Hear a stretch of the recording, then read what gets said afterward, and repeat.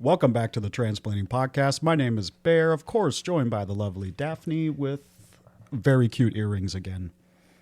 Yeah, I mean they're different leaves today. Different leaves. They're shiny leaves. Very cute. Yeah, nice. Yeah. So today's the day after Trans Day of Remembrance, and I don't know when people are going to hear this, but that's kind of when we're recording this right now. But today we have. I don't know. I'm really excited about this. I have been trying to find someone from the military to come in and talk for a while about what's happening with different things. I finally was able to reach somebody, and word was spread out, and so I've had a few people reach out to me, and this one I'm really excited about. Today we have Brynn Tannehill, and Brynn, you've done everything in life. From being in the military, sounds like. Plus, I'm seeing 4 books that you've wrote. Is that correct? 3 books. 3 books and strategy. So yeah, I mean that's really cool. I mean, is it fair to say critically acclaimed, or is that like a title you have to earn? I think that's a title you have to earn. I don't think I've earned it. I think it's a Daphne acclaimed writer, and is somewhere between infamy and feared and despised is probably where you put me. We have the Did you say despised, or was I about to say that? Despised. Oh yeah, I'm as popular as passing wind at a White House dinner. Which, given the current administration, I wouldn't even have to pass wind to be that popular. Okay. We're gonna start off that way. All right. So Brynn, do you want to start off? Let's just hear kind of your story, and then let's, if you're okay with this, and then maybe work up into going through the military, and then everything's kind of happened. Also, there's a lot that we can talk about because of the military, the story, the books. Yeah. So this may be a longer episode. We may break it into 2 parts. Potentially. Yeah, I'm not opposed to that. We'll see how it goes. I just want people to be aware it may be a thing. So anyway, I'm excited about this. There's so much to talk about, and so yeah, we'll see how it goes. I'll give you the really short abbreviated version of the highlights, right? Okay. So Brynn Tannehill, I went to the Naval Academy from 93 to 97. I flew Navy SH-60 Bravo helicopters. They're a light airborne multi-purpose helicopter. Flies off of cruisers, destroyers, or frigates. Did 2 deployments doing that. Flew P-3C Orion 4-engine turboprop maritime patrol aircraft. I did that for 1 deployment. I did 1 more deployment with 5th Fleet headquarters. I went to the Air Force Institute of Technology and got a degree in operations research, postgraduate degree. Got out of the Navy. Worked in defense industry for quite a while. At some point around 2010, I officially started transitioning. And by 2012, I was done. Lost a job, got another job, moved to DC. Did a bunch of things with different LGBT organizations and trans organizations, Equality Ohio and Sparta, and Outserve SLDN and Trans United Fund. And in the process, I wrote 3 books. First one was Everything You Ever Wanted to Know About Trans, but Were Afraid to Ask. That was kind of a compilation of a bunch of different articles I wrote between 2012 and about 2018. Next book was American Fascism, How the GOP is Subverting Democracy. I wrote that throughout the Trump presidency, and I wanted to wait to see how it finished out. And then there was January 6th.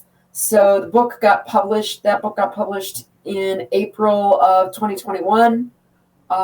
Next book was a collaboration between me and a bunch of parents of trans youth, including my wife, about advice to other parents who have trans kids.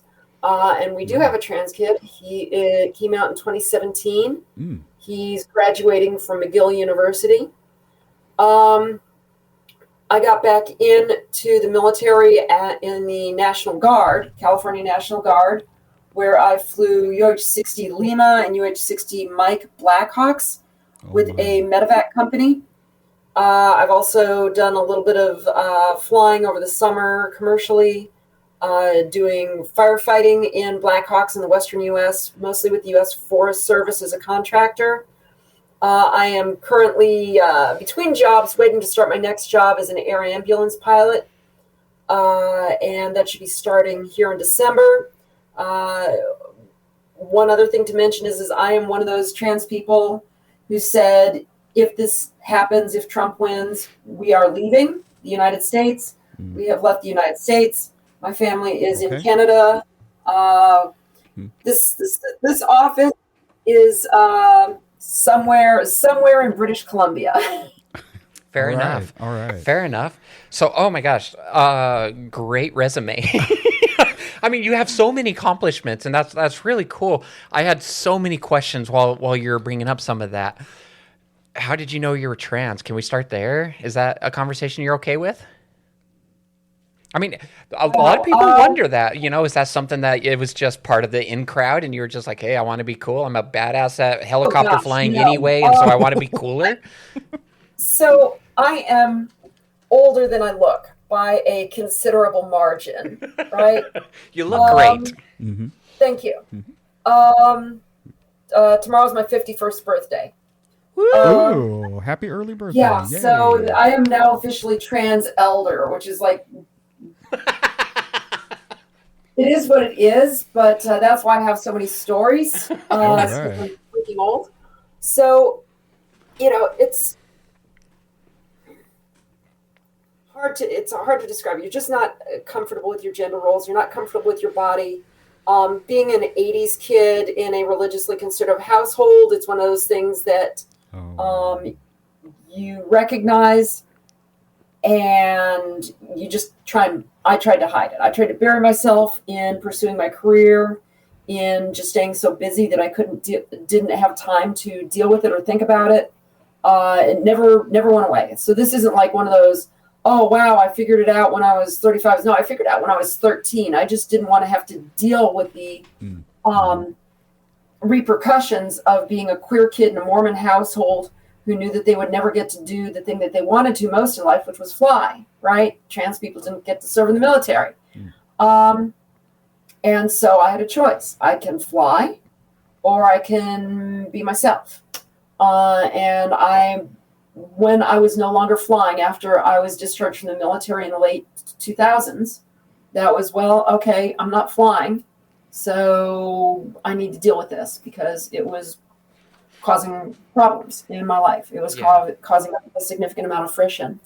And to kind of describe what it's like being trans for somebody who isn't, is when you look in the mirror, that's not the person you think you should be seeing, right? And it's almost like I had a grandparent with Alzheimer's, right? And she'd look in the mirror and it scared her because there's an old person staring back at her, right? And that's not what her mind was telling her. She thought she was 18, right? Oh my. Right? I think that's such a good analogy. It is. Right. And you're looking in the mirror and it's like, that's not me. This is not how my body's supposed to be. It feels really alien. And at the same time, there's also a mental aspect to it, which I always described it as trying to method act your way through life with like a little acting coach on your shoulder. Right. Okay, sit like this, gesture like this, like this, interact like this. Right? You're trying to method act your way through life. And the problem is a lot of the time, you don't like that person, right? And understanding why that causes mental anguish, mental friction. So, did you ever see Batman, The Dark Knight, right? With Heath Ledger? Heath Ledger, yeah. Right? Apparently, Heath Ledger, part of his want to play a game? Staying in the character of Joker all the time for 9 months took a pretty heavy toll on him, right? Yeah. And for a trans person, that's trying to pick a role and stay in it for 20 years. Yes. Right? Yes. And that's not mentally healthy, right? Right. To spend your entire life wound up trying to act a part so that nothing bad happens to you and so that nobody suspects that you might not be anything other than cisgender or that you might be trans or Right. So you're not the messed up one. Right. And it's kind of funny. One of my friends from the academy, who was always one of the wiser people I knew, who saw into me as a person a little more clearly than most. 2010 timeframe, I'm typing into the computer late at night. I'm like, I got to tell you something. Like, oh God, you're gay, aren't you? I'm like, yes, but not quite the way you think.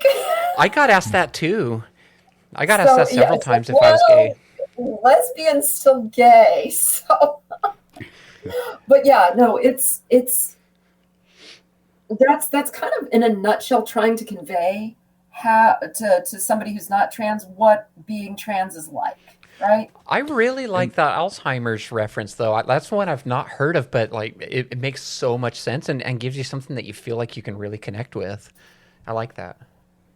And I think it's a little more what you're describing. It's a little more intense than looking in the mirror and, oh, well, you got a blemish on your face. It's a little bit different and more intense.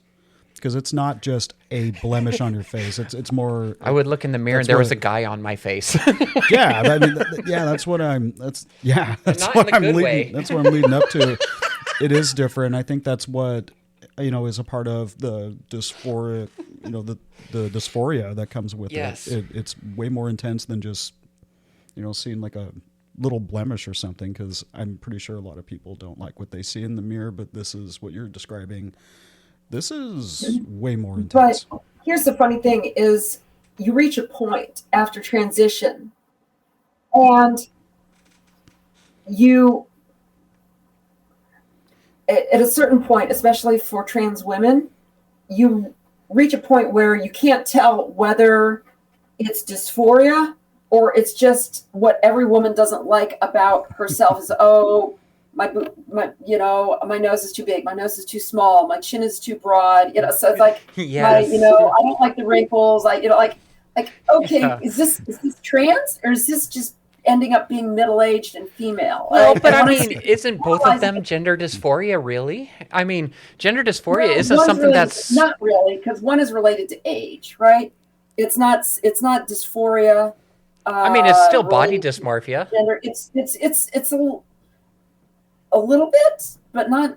Let me think. If it's everybody gets older, and there's a severe penalty on women, right? Guys can be good looking at 50. It's pretty tough for women to be good looking at 50. Well, you're pulling it off. As one famous actress, I think it was Meryl Streep, said there's 3 phases to every actress's career. Vixen, lawyer, and driving Miss Daisy. I love that. A little too much. So, I'm in the lawyer phase, and it's kind of like, I'd still like to be out there having fun. Am I in the lawyer phase, Bear? No, you're boss bitch mode. Doesn't that mean fucking in the lawyer mode? You're your own category. Okay.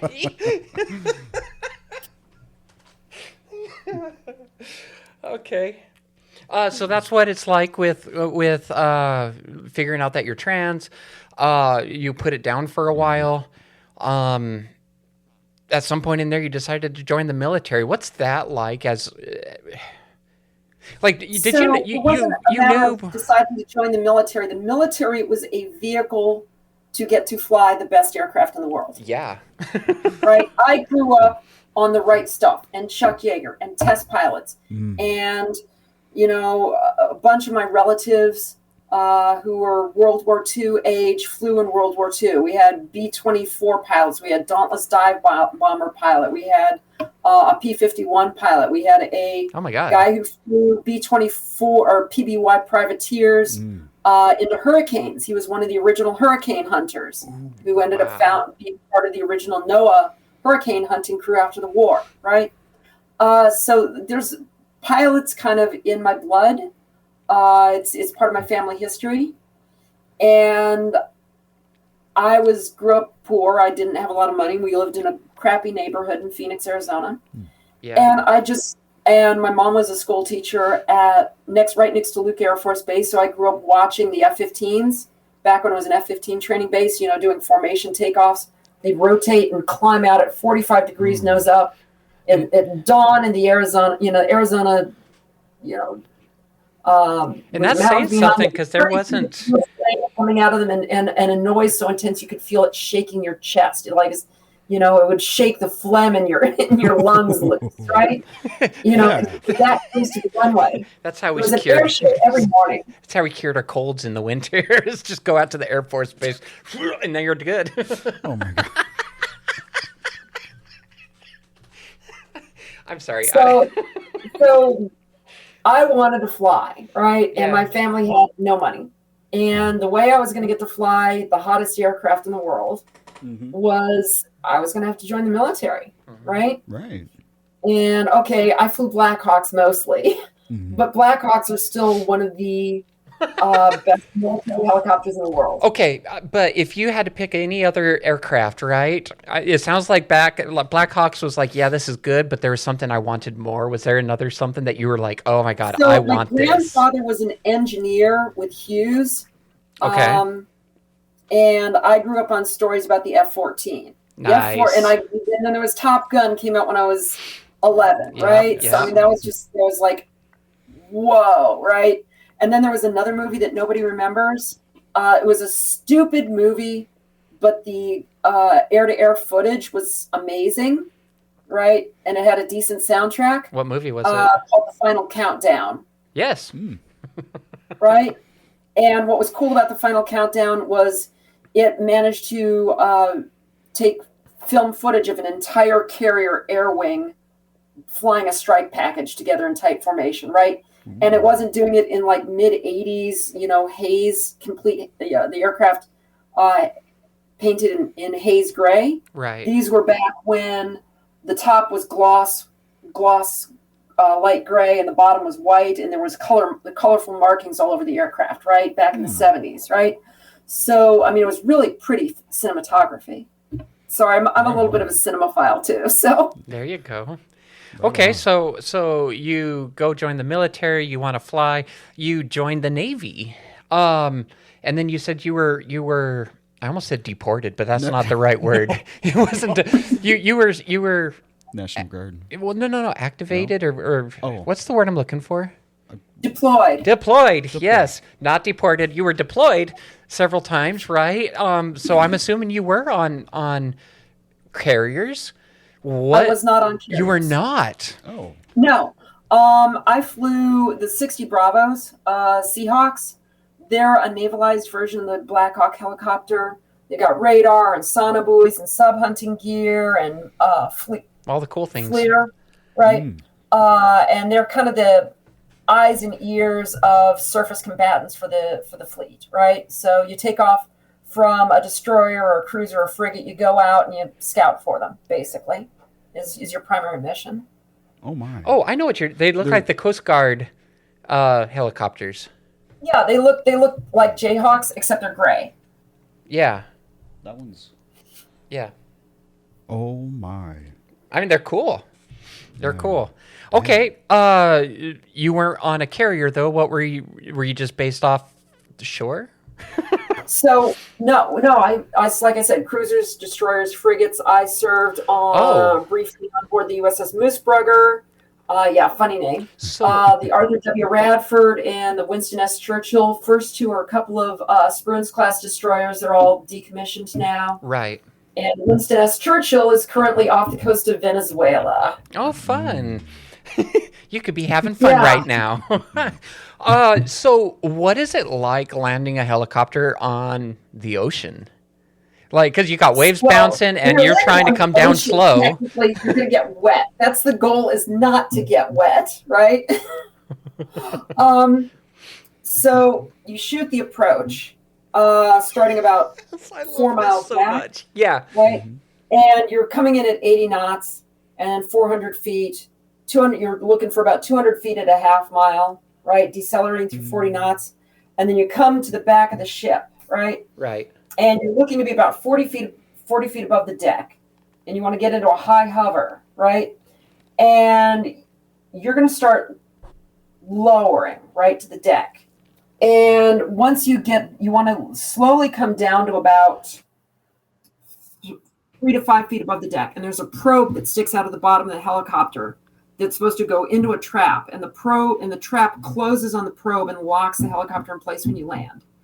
And the jaws of the trap are only about that far apart and about that long. So you've only got about like a 3 foot by 3 foot space to put it down. And for a good helicopter pilot, putting it down very precisely isn't that hard. But the problem is you got the wind coming over the hangar, or you might have the wind coming around the sides of the ship, buffeting you.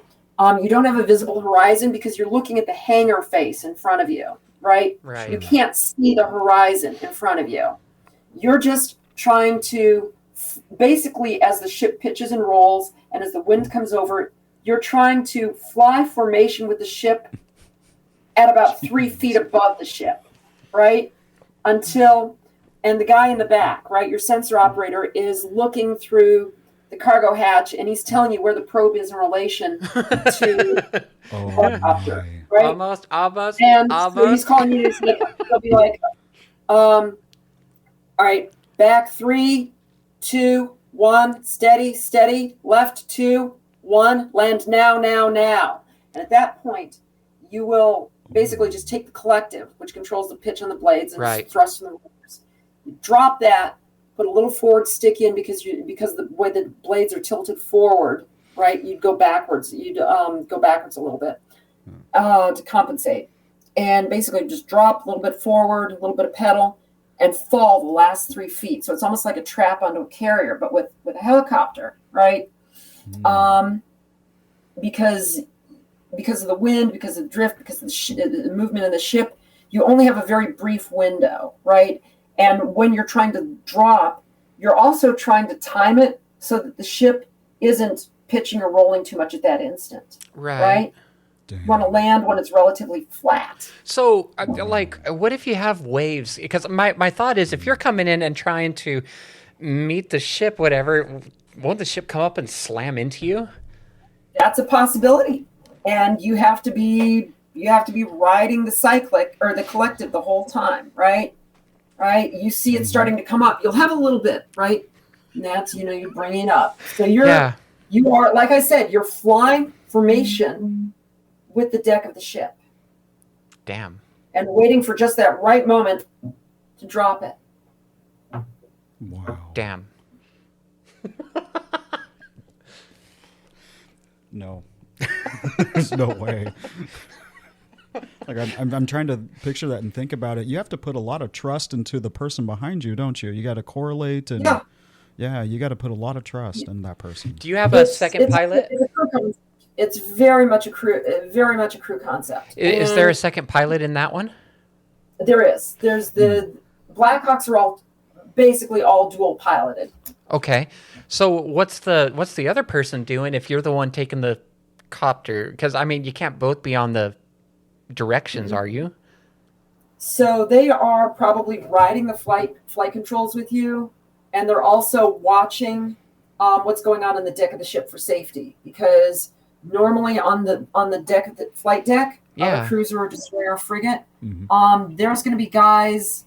You're going to have the lineman who's also going to be giving you signals, but honestly, the guy in the back seat gives better directions than the guy in the front. than the lineman, because they can't see as well. Yeah. And things can go wrong, right? And they're also monitoring to see for wave off. They're monitoring the landing signals officer and the landing lights, because they could also be. Whereas you, the pilot that controls, you're really mostly just focused on matching the ship. On that formation flying, right? Yeah. Okay. Wow. That's so much. Yeah, it is. That's so much. Yeah. I don't know. I was just thinking about it. I was like, I just want to know what that would be like. That just seems That's cool. so stressful to do that. So, I mean, you got a star as a certified badass.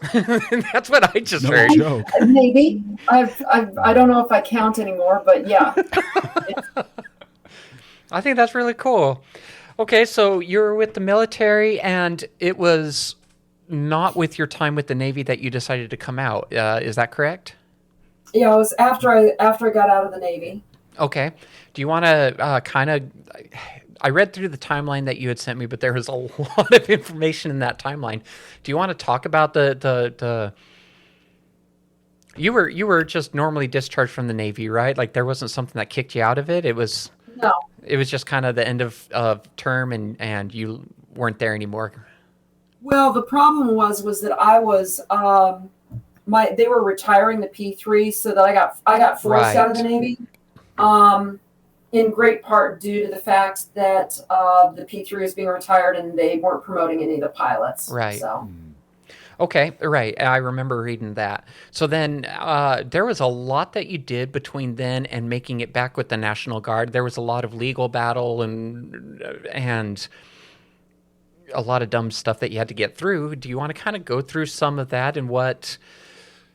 Because, I mean, you did a lot during that time, too. You were working other jobs, but then I read you were also working directly with the Biden administration on ways to work with trans people. And so I think all of this would be really good to hear. Mm-hmm. So I, between 2013, in 2012, I got involved with Sparta. Or it was OutServe SLDN. Or it was OutServe, then it became OutServe SLDN, then it became MMAA. It's the... bunch of changes. The short version is that a organization split off, and for transgender service members specifically, called Sparta, and it's the big organization. It's the biggest service organization for transgender service members. There's a few others, but they're really small. We managed to get everybody under one umbrella starting around 2013. And this is the one that you ended up becoming a head over, right? No, I was never head of it. I was just on the board. Okay. I was on the board from 2013 to 2019, and then still technically on the board. Technically. Well, there's not a lot going on other than watching our lives fall apart helplessly. Right. This isn't. The deck has been stacked against us, and there's not a lot of people willing to do much for us at this point. Right. Sure. Well, so during that time you were with Sparta, and there was a documentary called Transmilitary, done by Fiona Dawson, that followed a bunch of people. I was supposed to be a big part of that documentary. They needed additional funding to finish it out. Yeah. And all of the stuff they filmed of me got cut. They cut So I was the subject matter expert. So when they would talk like legal stuff, the admin stuff, policy stuff, they would cut to me talking about that part, and then they would go back to the people actually serving, right? And all that explanatory stuff got cut out of the film, and all you can see is me like standing in the background in a few scenes. Right? Yeah. Yeah. So that actually is a good explanation of what happened and how we got open service for transgender members through by 2016. Nobody thought it was possible, or very few people thought it was possible. It sounds very Trumpy saying nobody thought it was possible. It was the horriblest thing. Nobody's ever seen anything as bad as this, okay? Nobody's ever seen anything like it. And the documentary, by the way, was the worst thing. If it would have had my name on it, it could have been the best documentary ever. I'm just saying. Yeah, so what happened after we got open trans service, though, I was hitting higher tenure in the individual ready reserve, and I got kicked out of the inactive reserves before I could get back in. And that set off a chain of events where it took me another 5 years to get into the National Guard and back to flying, right? Right. I And mean, it was delay after delay. like if you read the chronology, there's a bunch of crazy things happen in there, like Yes. including me being writing the Biden campaign's LGBT policy for the Veterans Administration and DoD. Right. There was an LGBT policy group, and I was in charge of the VA and DoD stuff. How did that come to you? Gosh, I don't even remember anymore. Somebody reached out to me that I knew at what used to be the National Transgender. What was it? It's a transgender for equality. It used to be whatever it used to be, the DC based organization. I mean, and they had some policy wonk people, but they didn't know the military the way I did. And they're like, "Hey, we got asked if Sparta can provide somebody who's a policy wonk, and you're the policy wonk." I mean, so they just come in. They're like, "Hey, you're a certified badass. I'm flying a helicopter. Come write legal language for us." Well, there's a lot in there, but I spent years in the policy world, developing the policy for transgender inclusion in the military. I did some studies. I worked with the Rand Corporation on their project behind the scenes. My name's not on it, but right back in 2014, 2015, I did a bunch of background research, wrote it up as a report, got it edited, and that was Sparta's input into how to develop trans policy. And then I was at the Rand Corporation, and I just kind of flipped that over the wall to them and said, "Okay, here's I did your homework for you. Here's where we're starting, right? Here's what you need to know." Right. That was kind of the basis for a lot of what happened from there.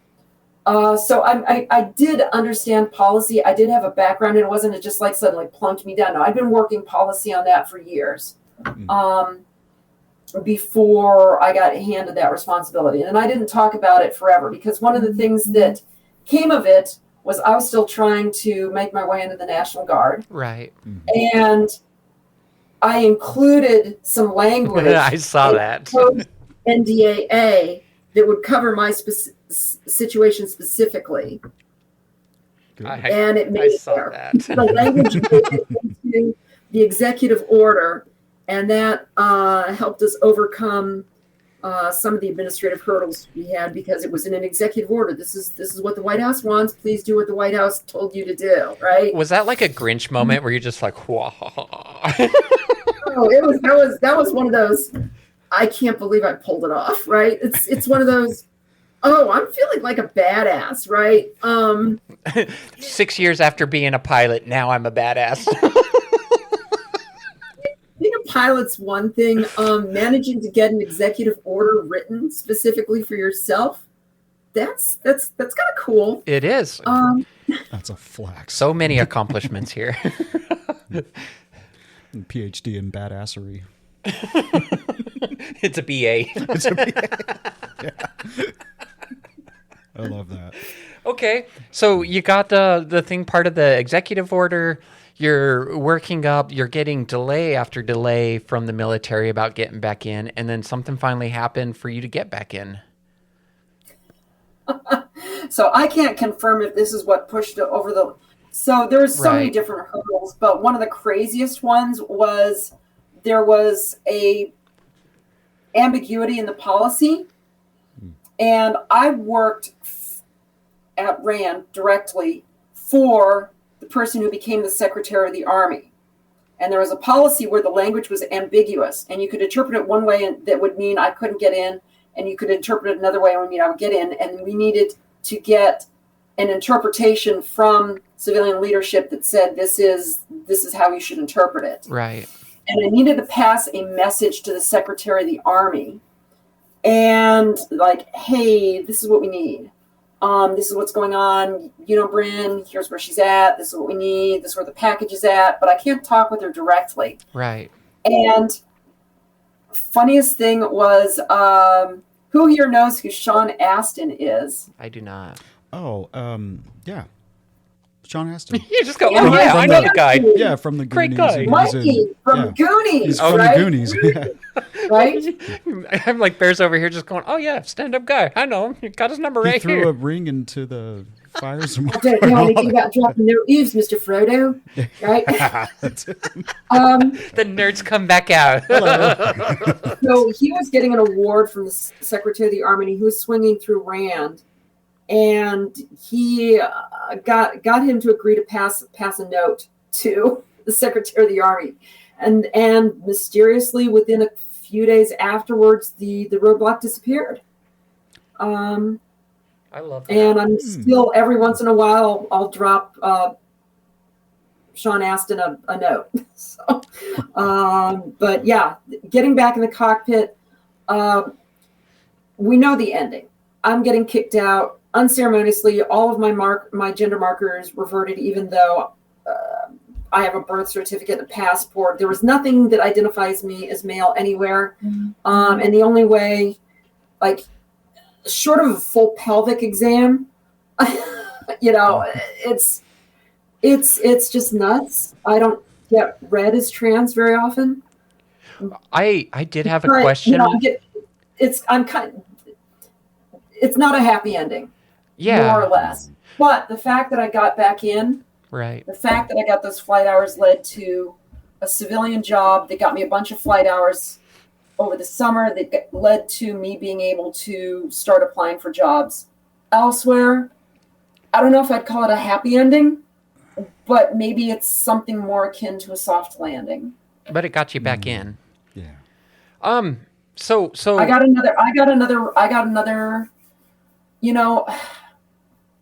I have classmates from the academy. I have friends, and they all trying to get back in. They're like, aren't you a little long in the tooth to be doing this? Right. You're too old. Ooh. And I'm like, and I got asked that at my federal recognition board, is like, you're 48 and you're coming back to the Army.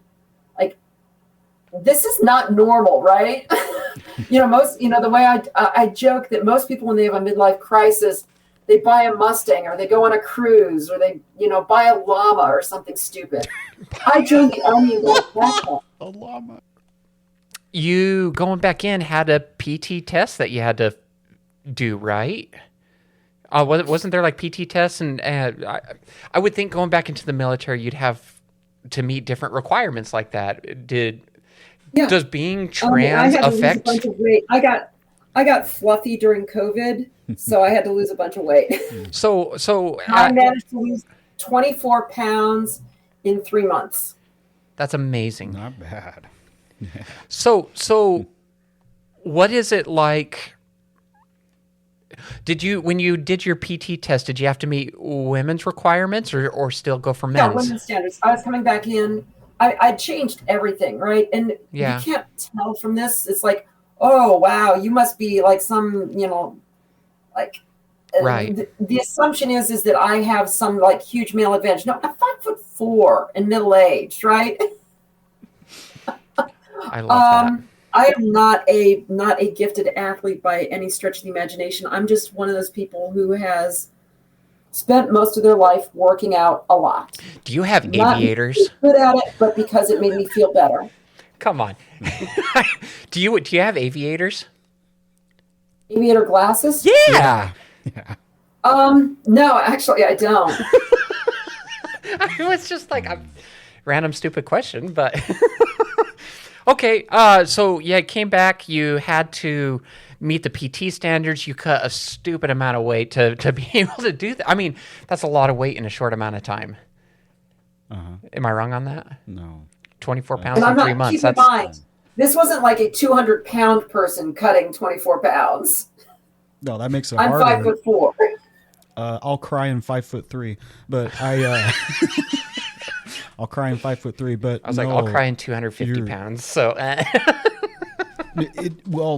she's right. It is harder to lose, X amount of weight when you're already a small person, and 200 pounds at 5'4", that's still. But you hard. said you weren't 200 pounds. No, I wasn't. was No, going, I went from 166 to 142. oh my God, that, yeah, that's a little extreme. That's hard, Bear but you just did it. dropped some balls on that one. Oh, what was that noise? Yeah, good for you for being able to have the kind of physicality to drop the necessary weight that you needed. And dang. How do you pull Yeah, off something like that? so literally when we get done with this, I'm going to go hit the treadmill. All right. No, I'm dead serious. Like one of the first things we got when we moved to Canada is like, we're getting a treadmill. Mm. We're getting a replacement treadmill. Fair enough. You don't just go run with the reindeer and just go. What? It's Canada, eh? Well, we've got 3 huskies, and they're basically brain damaged wolves. Oh my God! You should go take them sledding. Yeah, that takes training, and I don't have that kind of time. You might have noticed I'm actually lead a fairly busy life. I have noticed that. You do. Okay, so you made it back to the military. How does that feel? You finally made it back. Oh man, it was amazing. Getting back in the UH-60 Lima Blackhawk, the cockpit was almost exactly the same as the 60 Bravo. So, it'd been 20 years since I'd flown Hawks. Right. Mm-hmm. And getting back in the cockpit was like magic. You touch the controls. Everything was basically where I left it. All the instruments, all the controls. It felt, just pulling in that collective, getting light on the skids, and you start to feel it. You can feel the helicopter just starting to inch upwards and getting a little wobbly. And you can, and then lifting off the ground, and you got that moment of instability, and then boom, you're back at that 10-foot hover. And it's like, wow, it's been 20 years, and it's still there. And then put the nose over a little bit, pull a little bit of collective, and you get moving. You go through translational lift, and you feel the helicopter shudder, and you get that whine. And it's just this absolutely glorious feeling of freedom, and also being in control of this 15,000-pound machine that's got more power than God, right? These stupid things can lift 6, 7, 8,000 pounds, right? My. That's like 4 mid-sized cars, right? Right. There's 2 giant turbine engines, and they're so easy to fly. The Hawk is such a well-designed aircraft. And then I had my choice going back to the Guard of whatever aircraft I wanted. I could have gone and flown F-14s? C-12s, Beech King Airs. I could have flown Chinooks. I could have gone to Apaches, whatever. I was told whatever you want, because I have both fixed wing, multi-engine, and rotary wing qualifications, and I said I wanted to go back to the Hawk. And people were like, it's just such a maneuverable, powerful, easy aircraft to fly. When you got back in, oh, excuse me. When you got back into the cockpit, you were very passionate and jubilant. And would it be fair to say that it was just like riding a bike? That's actually a pretty good analogy. It was really, you can feel what it's doing. You can hear what it's doing. There's some differences. It's lighter than the previous version. It auto rotates a little bit different. But no, it was like riding a bike. It was just felt so comfortable and natural. And it's just this exhilarating. It's the way I describe it. That's a little bit risque is it's the most fun you can have with your clothes on. I thought we were going somewhere with that. She did. She says risque, and I was there. I'm like, No. I am locked in. Let's do it. But I love that No, for you. it's just flying the Hawk is just freaking magical to me, right? And I know it's not that way for everybody. I've taken my kids flying in fixed wing and rotary wing aircraft, and this is kind of fun, but it's not magic, right? It's not a calling. It's not something that makes your soul sing. Right. Right? Right. It's not this glorious melding of your thoughts and what your proprioception and your knowledge and your feel for this aircraft melding into making this 15,000 pounds of aircraft do exactly what you want with no conscious effort whatsoever. It just sort of magically happens, going between you think what you want this aircraft to do and your hands make it happen without thinking about it all, because it just kind of magically happens because you've done it for so long. I have a question. Is there something about flying the aircraft that is just maybe on a gender scale affirming for you? No. No, you just okay. Well, it was a question. No, there's nothing gender affirming about flying a helicopter, because flying the helicopter is the helicopter couldn't possibly care less what kind of bits you have or your gender identity or anything like that. Right. It's you're just a pilot, right? And I say just, but well, I'm thinking like along the lines of trans man goes and makes it to the military and ends up being a machine gunner, and he has to haul this shit around. Like, that's a lot of shit. And, I don't know. My thought is maybe there's jobs like that might be an affirming thing. And I didn't know if maybe that you're just like, oh, yeah, I'm totally this badass bitch. And I don't know if it just... the vast majority of pilots are men, so I would actually say it's more disaffirming, because you have to figure out, well, how does I do a very masculine job, right? How does that relate to my identity? Because what does that say about me? Does that say that there's something false about my identity? What about having a partner who is cisgender, who has been a tall ship sailor and does tech? It's like, well, no. Women can do this. Cisgender women can do this too. This is not. So what's it like being trans and being back in the military? Because now you're out. Now you're visible, but you're not. I wasn't. That was the thing, though. Very, very few people knew I was trans. Okay. It wasn't relevant. And one of the things I've learned was that, one, it's nobody's business. It isn't. Two, people treat you differently when they find out you're trans. For sure. Right? And it's not in a good way, typically. No. Right? The best you get is, oh, you're so brave. No, I'm not brave. I just want to do my fucking job. Yes. Right? Period. Yes. I'm not here to be a token. The Governor Newsom reached out to me at one point when I first got back in and said, hey, we're having a Transgender Day of Visibility. Do you want us to highlight you? And I said, no. I don't want any recognition for this. And now you're on our podcast. I'm just a pilot doing a job. I don't want to be known as that trans pilot or that trans person. Right. I just want to be known as Chief Warrant Officer 2 Tannehill. But you had written a book by this point. and let my piloting ability speak for me. But you had written a book at this point, hadn't you? Yeah. So I mean, you were already out. Like you had already. I'm out, but nobody's Googling me. Nobody's reading my books. Nobody's going and looking for me. I'm just some random pilot at the unit. That also helped write language for a fucking executive order. Okay, I didn't want people to know that too, because that would make it look like I'd done favoritism. But the thing is I wanted to stand on my own merits. Yes. Right. And the one officer evaluation report I got while I was there put me top quarter early promote amongst all pilots in the California National Guard. Wow. Right. Who are Chief Warrant Officer 2s. Wow. I was bordering on rock star, right, for a CW2, because I knew my shit. I was a good pilot. I was physically fit. I had a plan. I showed up. Yeah. I worked hard. Yeah. I flew my butt off. I mentored the younger pilots. Yeah. Because I was an old fart, right? Because I came back as a junior pilot, but I already had, as a CW2. Yeah.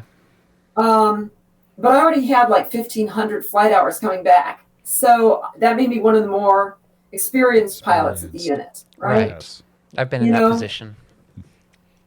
So yeah, I was not looking for recognition. I was not looking to be that trans person. I was just looking to be another pilot who could maybe contribute something based off of her experience. And I like that you point that out, because so many people, when you become, this is one of the hard things that we had about this podcast, was neither I nor Bear identifies as trans.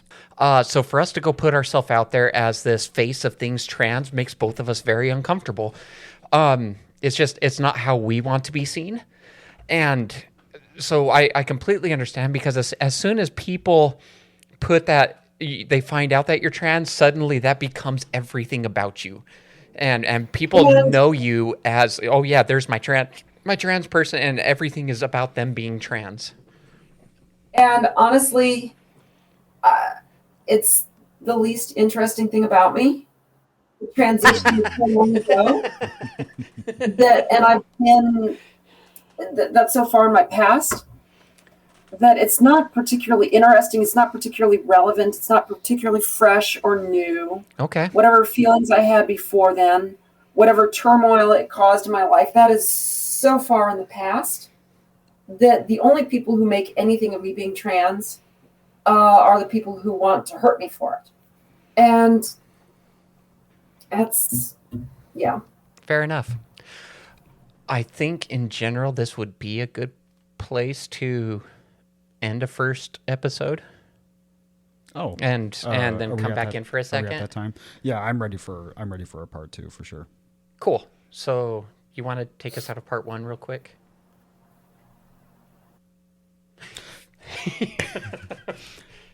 Yeah, and thanks for joining us for part 1, and we'll be back shortly after a break, and we'll get right back into part 2 with Brynn.